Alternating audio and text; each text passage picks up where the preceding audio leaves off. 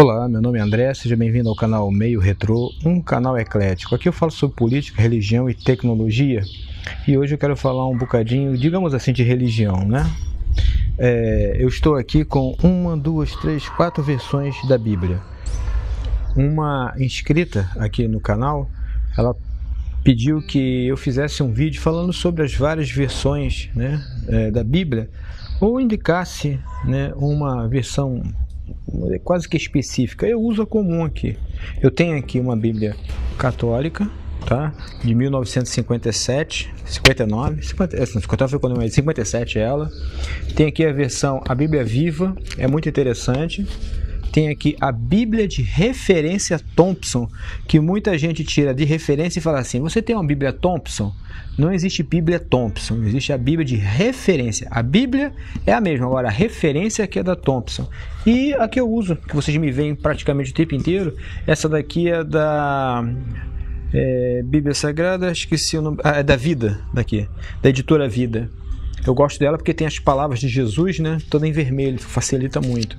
Gente, o importante sobre essas questões de várias versões da Bíblia é nós não trazermos alguma mensagem quase, vamos dizer assim, crítica, baseado justamente na versão que a gente tem.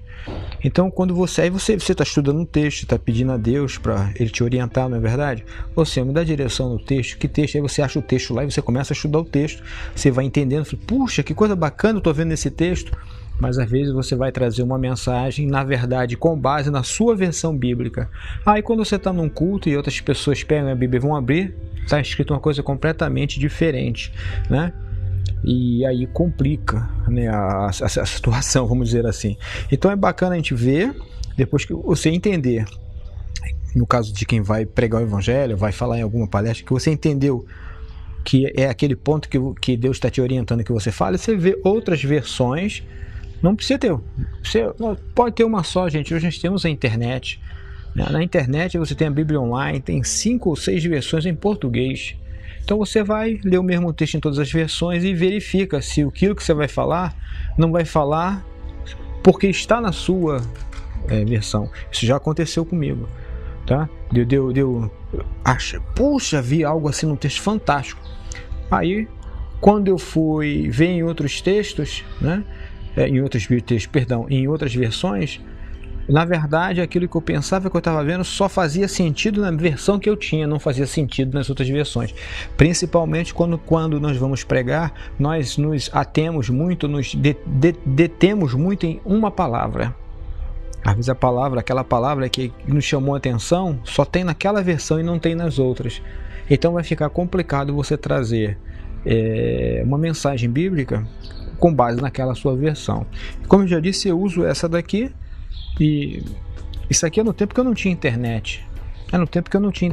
Tá? Essa católica não, essa aqui era dos meus pais, né, da minha mãe, que fica sempre comigo aqui para estudar, para ver, né, porque é uma Bíblia antiga. Aqui, por exemplo, aqui nessa Bíblia católica não existe a palavra arrependimento. Existe o quê? Fazer penitência. E penitência não tem nada a ver com arrependimento, gente. Absolutamente não é. Está longe de ser sinônimo, não é verdade? Tanto é que a maioria das Bíblias católicas hoje já não usa mais essa palavra penitência. Usa arrependimento mesmo. Por quê? Jesus começou o seu ministério dizendo: arrependei-vos. E o que é arrependimento? Arrependimento é mudança de procedimento. Mas como é que eu vou mudar de procedimento se eu não tenho conhecimento do que eu preciso mudar? Aí entra a palavra de Deus, quer dizer, nós ouvimos a palavra de Deus, ela diz que aquilo que nós estamos fazendo está errado, nós cremos, e então nós nos arrependemos daquilo que fazemos e mudamos o nosso procedimento. Arrependimento é mudança de procedimento. E aceitamos a Jesus como nosso único e suficiente Salvador. É simples assim, né? Não é necessário fazer grandes pregações, buscar falar grego, hebraico, aramaico, latim. Isso impressiona. Quem quer mostrar conhecimento, de fato, se impressiona. Mas para a salvação da alma dos simples, que é a grande maioria, isso só atrapalha. Bom, eu só fiz esse vídeo aqui rápido. Faltou luz aqui no bairro, né? Deu um boom aqui no transformador. Nós estamos já mais ou menos para mais de 1 hora já sem luz. Eu falei, vou aproveitar aqui que eu tinha pintado e o gatinho está aqui deitado.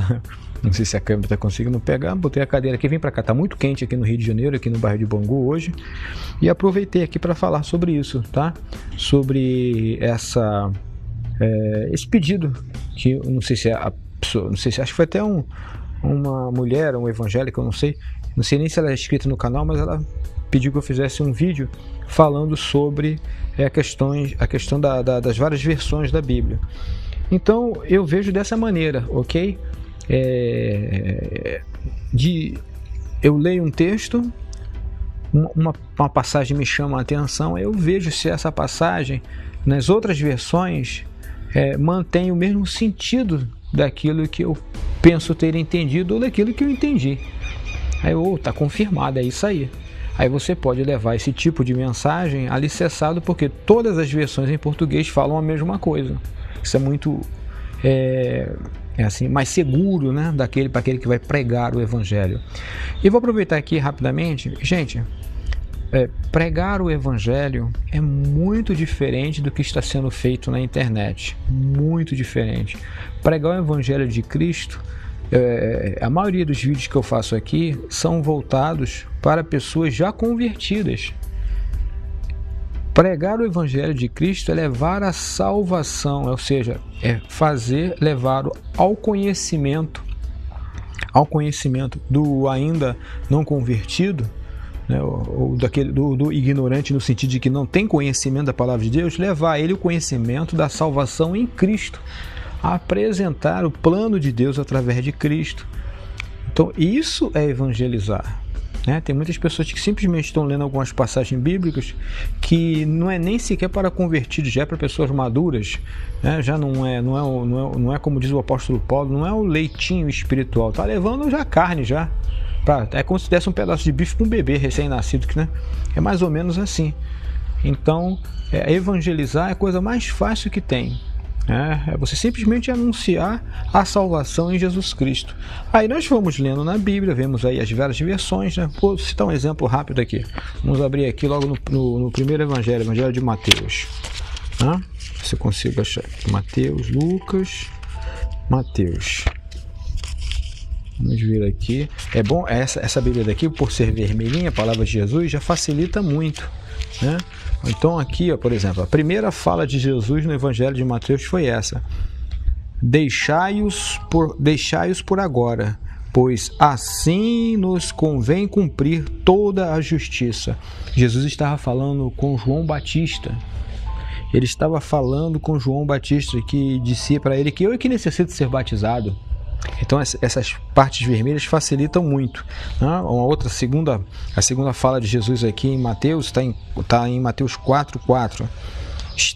Está escrito: não só de pão viverá o homem, mas de toda palavra que sai da boca de Deus. Isso aqui é na tentação de Jesus. O diabo estava tentando a Jesus utilizando-se da própria palavra. Então o que nós aprendemos já nesse versículo? É muito interessante.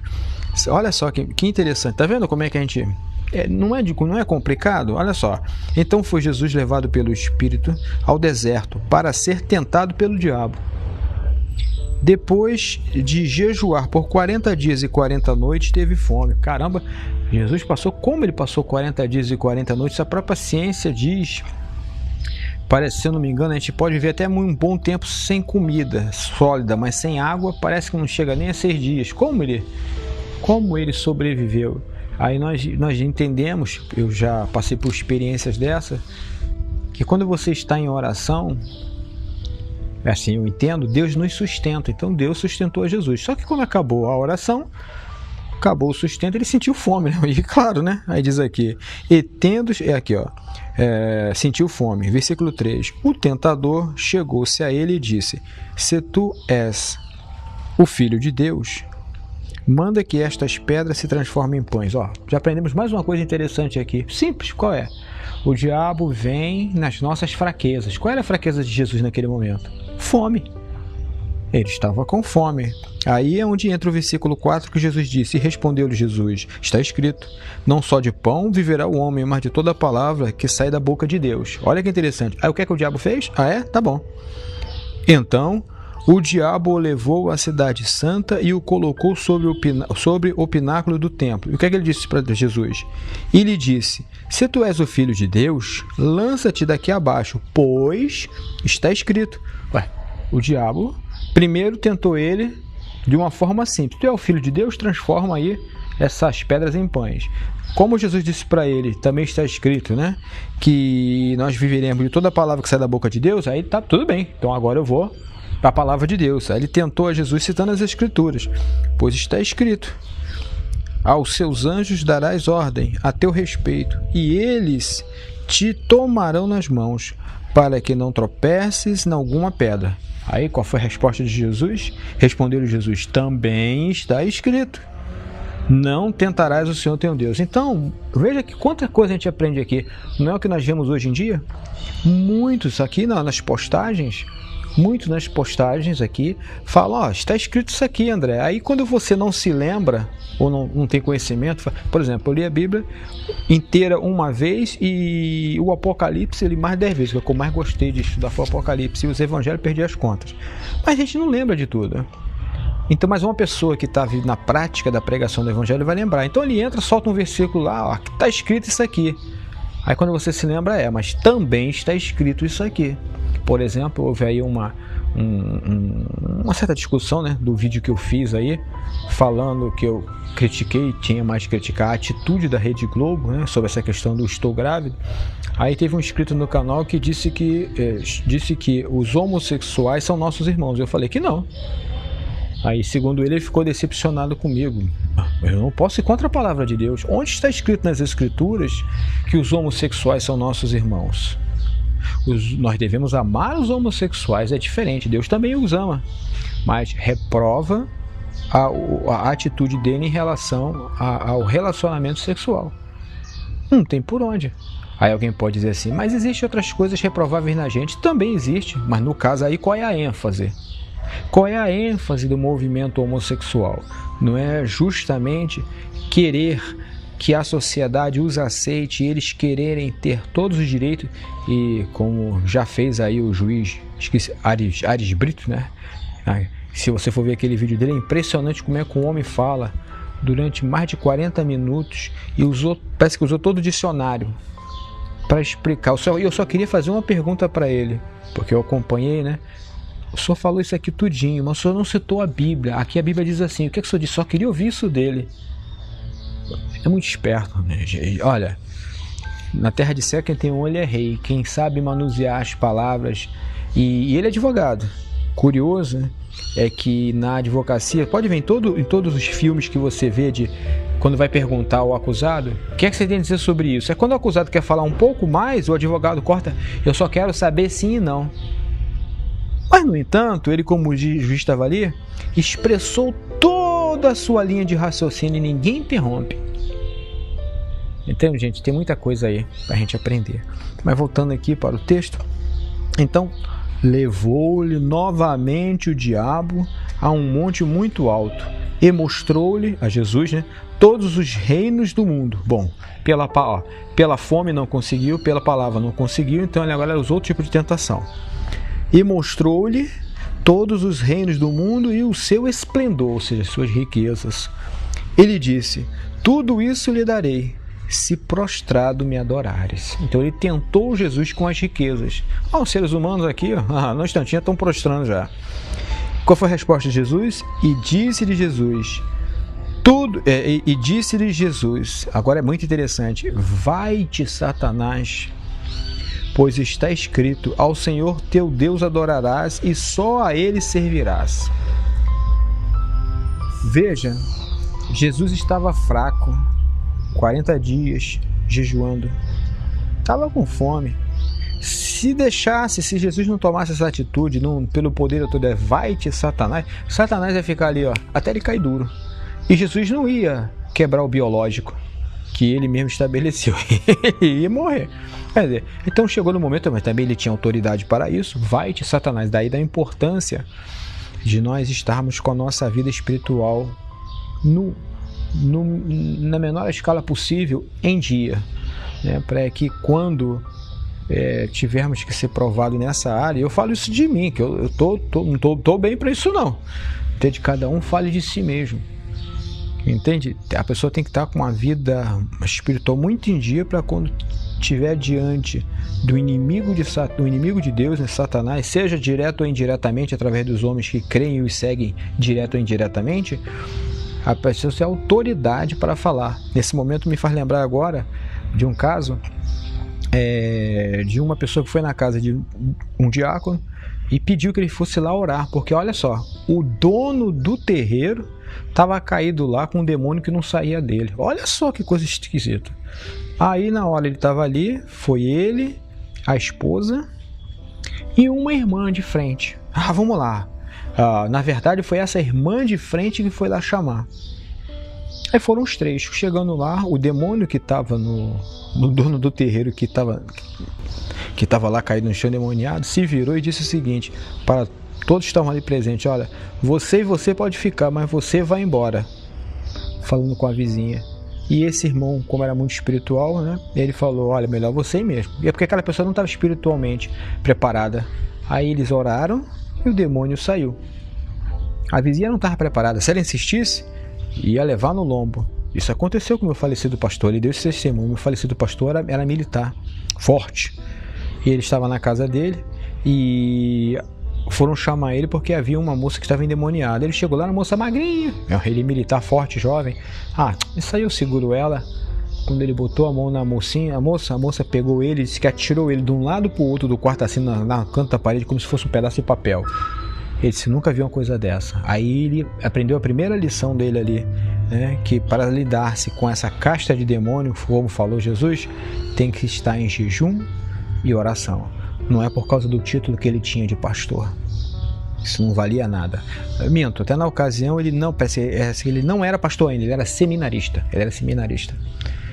Infelizmente, muitos, não todos, mas muitos seminaristas são arrogantes, né? E ele foi arrogante, ele mesmo falou. Fui arrogante mesmo, achei que eu ia deter aquela endemoniada com a minha força física. E entrou pelo cano. Então veja quanta coisa a gente aprendeu simplesmente nessa leitura aqui. Aí terminando diz aqui o versículo 11. Então o diabo o deixou. E chegaram os anjos e o serviram. Mas tem outra passagem muito interessante, porque isso aqui foi o Evangelho segundo Mateus. Essa mesma passagem, deixa eu ver se eu acho aqui agora, eu acho que é em Lucas. Tendo o diabo acabado toda a tentação, tem umas versões que fala toda sorte de tentações, ausentou-se de Jesus, até momento oportuno. Em outras versões fala até ocasião oportuna. O diabo, o inimigo de nossas almas, ele está sempre esperando a oportunidade certa para nos tentar e para destruir a nossa vida. Bom, falei pra caramba, não é? Mas é que eu aproveitei o momento para trazer aqui, né, mostrar para vocês que como se pode pregar de maneira muito simples. Tem muita gente que acha muito difícil e não é.